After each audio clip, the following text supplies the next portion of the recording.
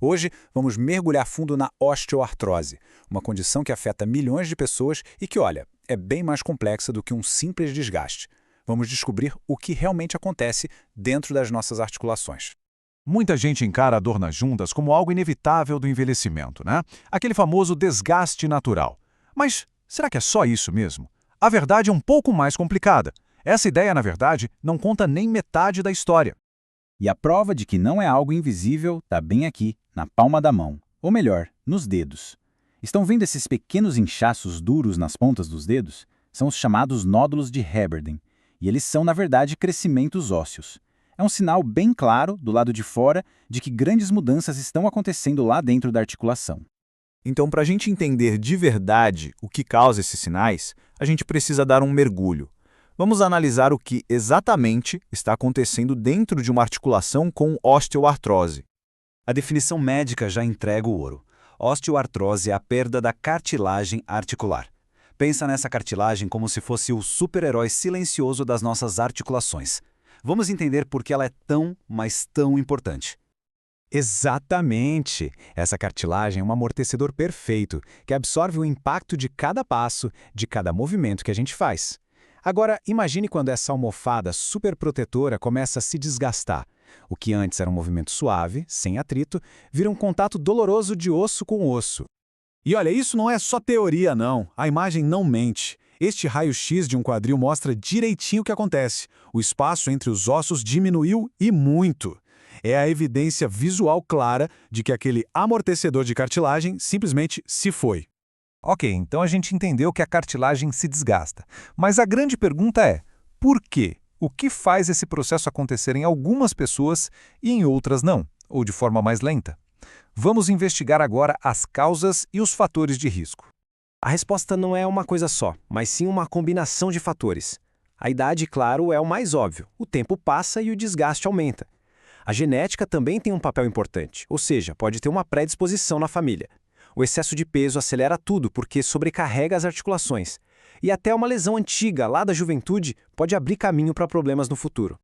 E é por isso que esse assunto é tão sério. Não estamos falando de uma condição rara. A osteoartrose é super comum e, infelizmente, uma das principais causas de incapacidade, podendo afetar muito a capacidade de uma pessoa trabalhar e viver de forma independente.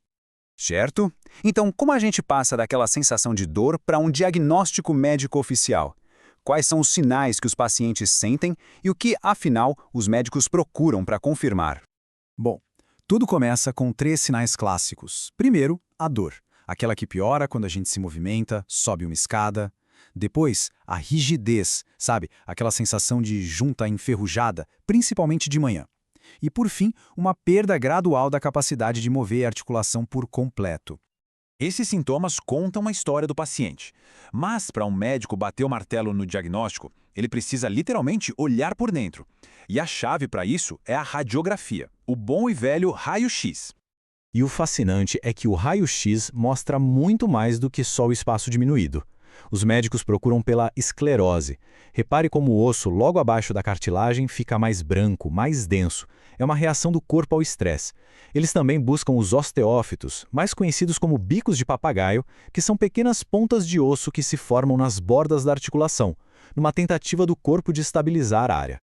Diagnóstico recebido. E agora? Felizmente, existe uma variedade de abordagens. Não se trata de uma solução única, mas sim de uma verdadeira caixa de ferramentas para gerenciar a condição. O tratamento geralmente segue uma escadinha, começando pelos degraus mais simples. Primeiro, mudanças no estilo de vida, como perder peso para aliviar a pressão e fazer fisioterapia para fortalecer os músculos em volta.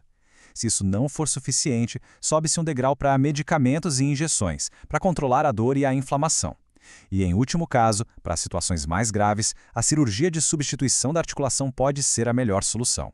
É muito importante entender isso. Hoje em dia, o foco do tratamento não é a cura, mas sim o gerenciamento.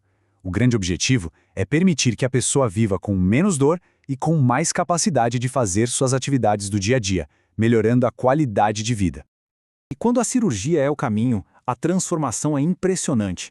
Essa imagem mostra bem o processo de uma prótese de joelho.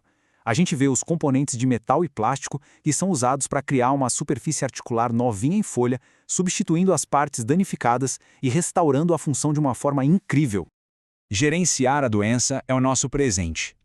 Mas e se o futuro for sobre reparar o dano? A ciência já está olhando além da substituição, explorando jeitos de consertar a articulação original. A ideia não é mais só substituir uma peça, mas sim consertar, usando as próprias ferramentas do corpo para isso. Pensa só, em vez de usar plástico e metal, imagine usar as próprias células de uma pessoa para estimular a regeneração da cartilagem que foi perdida. Essa é a essência da bioengenharia, uma abordagem que trabalha a favor da nossa biologia e não contra ela. E isso tudo nos deixa com uma pergunta fascinante. A osteoartrose, que hoje a gente vê como um processo de desgaste, pode um dia se tornar uma condição reparável? A pesquisa não para, e o futuro da saúde das nossas articulações parece, sinceramente, mais brilhante do que nunca.